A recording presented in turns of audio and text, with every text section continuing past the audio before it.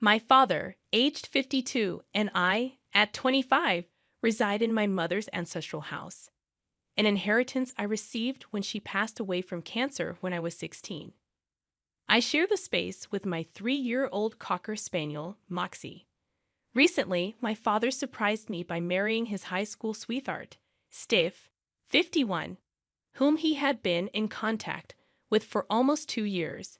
They swiftly moved into the house a week after their small wedding, a ceremony to which I was not invited, unaware of their relationship.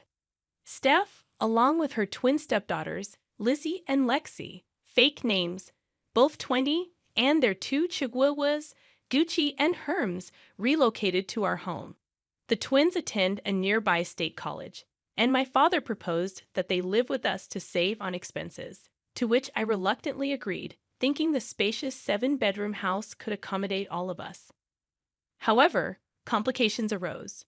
Firstly, Steph demanded my room, citing the need for space for her luxury items. I firmly refused, asserting my long-standing claim to the room. A compromise was reached wherein my father offered his closet space to her. Secondly, the twins had a habit of entering rooms without knocking, causing me considerable embarrassment during a work meeting when Lexi, wearing a bikini, barged into my office. Furthermore, their untrained dogs left messes around the house, endangering Moxie, who was often harassed by them. I found her injured one day, prompting my concern for her safety. To aggravate matters, family photos, including those of my grandparents, great-grandparents, my mother's family, and myself, were repeatedly moved without my consent. In a recent incident, Steph replaced these pictures with her own, causing a heated argument between us. She insisted on setting house rules, claiming it was her domain, implying I lacked proper upbringing due to my mother's absence. I could not tolerate her disrespect in my own home. Furious, I confronted her, asserting my ownership of the house, and told her unequivocally that if she and her twins refused to respect my boundaries, they could pack their belongings and leave. I reminded her, "Lady, you are living under my roof," affirming my authority in the situation. "This house is my inheritance from my mother, and at this moment, you, your twins, and your dogs are trespassing. Get out before I call the cops." When my father returned home early that day after Steph told him what transpired, I explained my perspective. It was mentioned that they were still adjusting to the house, and the move had been challenging for them. I shared all the issues I had been facing, but my father insisted that things would improve if we gave them time. I had endured their behavior and reached my limit. I firmly stated that enough was enough. He continued to defend them, so I made a decision. I told him he could either move out with them or stay, but he had until the end of the week to make his choice. Did I do the right thing by forcing my dad to choose between me and his new family? I had given them a chance, but disrespecting my mother's memory in the house where we both grew up was my breaking point. The top comments before reading the updates were overwhelmingly supportive of my decision. "Definitely yes, good for you." Literally my first thought, nodding like yes. "Good, they sound terrible." "Girl, you did what you had to do, and I would 100% do the exact same thing. Your father, on the other hand, needs to grow some spine. It seems like she's got him wrapped around her fingers. I doubt it was even his idea to get married without inviting you. If he ends up choosing them, just cut them out, though no contact. You don't need that kind of toxicity in your life. Also, make sure he can't contest your inheritance regarding the house, just so they can stay there. You know, people these days. I hope it turns out in your favor. Don't put the secret wedding on the wife. Daddy Dearest dated for 2 years, hiding it so hard that OP had no clue whatsoever. Even if this was her idea, Daddy Dearest was totally in support of it. The amount of entitlement your father's wife and stepdaughters have is absurd. I am so glad you kicked them out. As far as your dad, his behavior is also pretty terrible.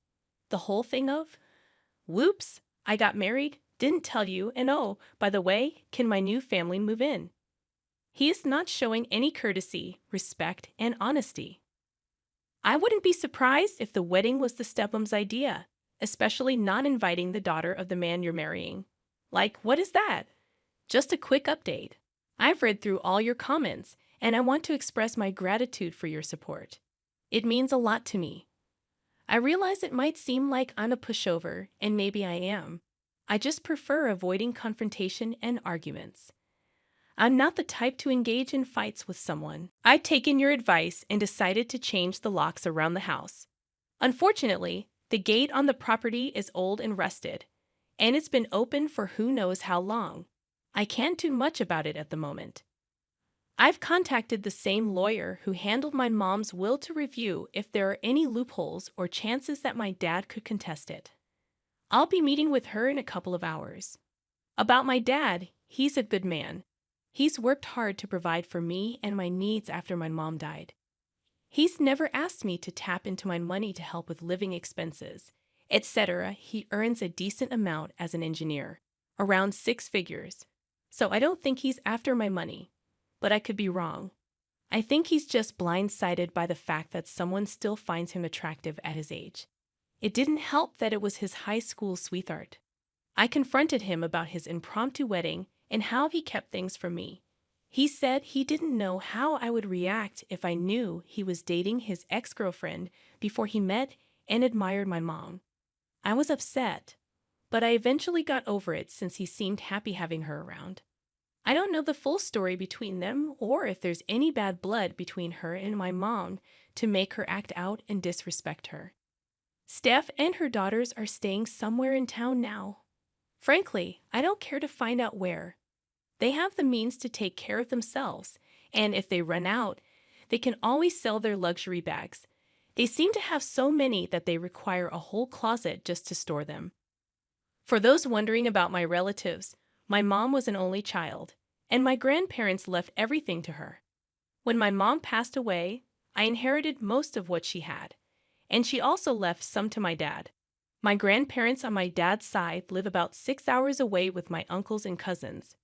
So it's just me, my dad, and Moxie here.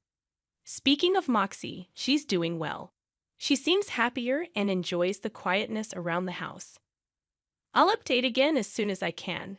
But once again, thank you all for your support. It sounds like I'm safe, and I appreciate your reassurance that kicking them out was the right thing to do.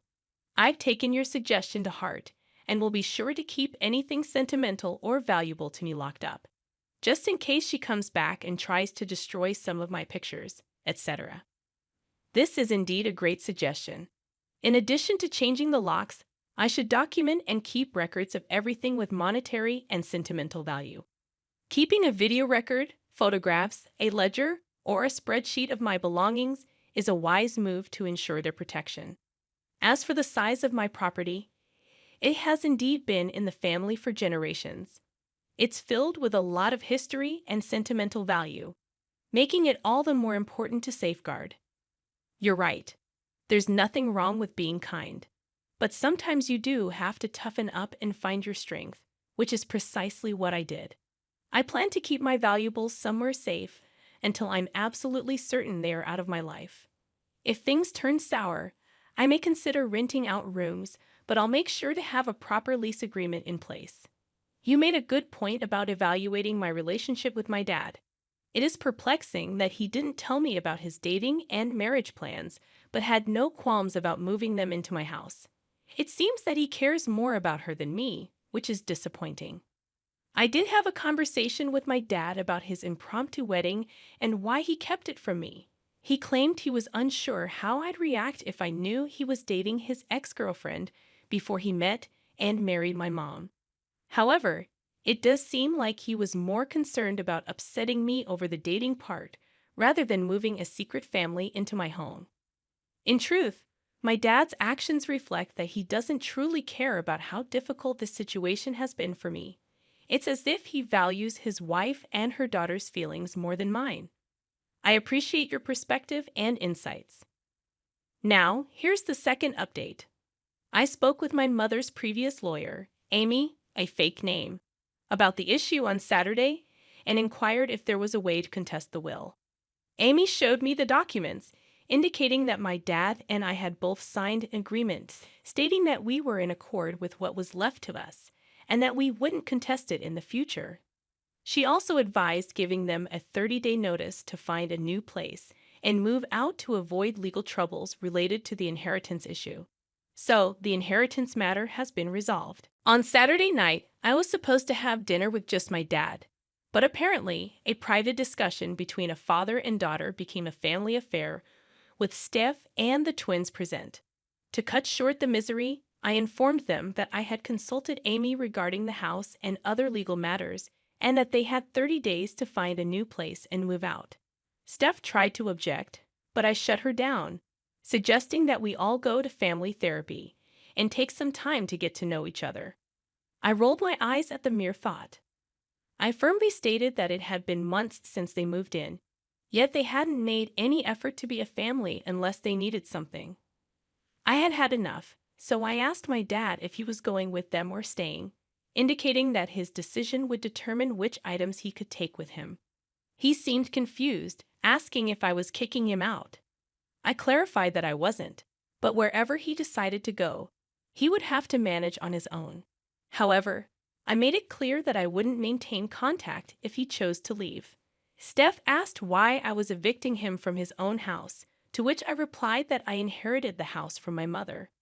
There seemed to be a misunderstanding on their part, particularly with Lexi, who argued that it would be difficult to move since they were in the midst of finishing the spring semester and finals were just a few weeks away. I simply smiled and suggested they find a new place swiftly. After that, I left the conversation. On Easter Sunday, I invited my boyfriend, his family, and my two best friends over to celebrate. My dad had been calling me, and my brother had been answering his calls, inviting me to spend the day with them. However, as far as I'm concerned, the only family I recognize now are my two best friends, my boyfriend, and his family. It was a wonderful Sunday, filled with egg hunting, games, and a grand dinner, something I hadn't experienced in a long time.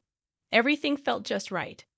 Currently, I'm in the process of meticulously documenting every item in the house worth over $500. I had some people over to assist with this task. All the locks have been changed, and I've only given a copy to my boyfriend. No need to worry about my dad asking him for a key since my dad doesn't approve of him, given his middle-class background. I've also taken steps to enhance security by hiring professionals to install a security system around the house and property. Additionally, I have a meeting scheduled with someone to discuss the fences and gates. I haven't tapped into the funds my mom left behind, as I've been using them for college tuition, dorm expenses, and other needs. However, given the urgency of the situation, I believe it's time to access those funds. All the family pictures and portraits are currently in storage, and other smaller valuables are stored in a safety deposit box. Important documents are kept in a water and fireproof safe that requires both a key and a pin to open, and it's situated in my room. I'm taking every precaution and advice that you've provided in the comments on my previous post. Thank you for your valuable suggestions. So, for now, that's the update. I'm not entirely sure why my dad is choosing to be with them rather than me, his own flesh and blood. I've come to accept that, for some unknown or unexplainable reason, they are more important to him. It's challenging, as he's the only family I have left here, and I'm not particularly close to his side of the family. However, once they move out, I plan to cut contact with him. He's a grown man and can decide what he wants to do with his life. I appreciate all the support and well wishes. Thank you for your encouragement. You're doing a great job, and it's essential not to let your dad manipulate you or lie to get his way. He made his choice, and you shouldn't allow him to weasel his way back into your life. Don't be surprised if some emergency or crisis comes up in the future, as that's a common tactic some families use to regain access. Stay strong and true to your decisions. I cut ties with them 3 years ago. In the past month alone, there have been relentless attempts to drag me back into their chaos.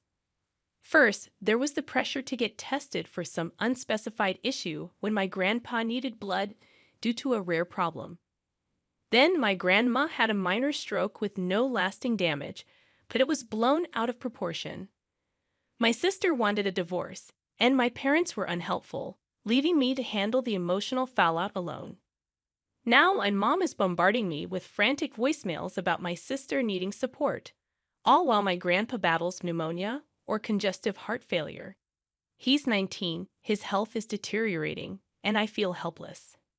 They paint me as a heartless monster for not caring, but every manufactured crisis has made me numb. They create emergencies, ensuring things can never get better, providing an excuse to stay in my life. I'm doing my best to document everything.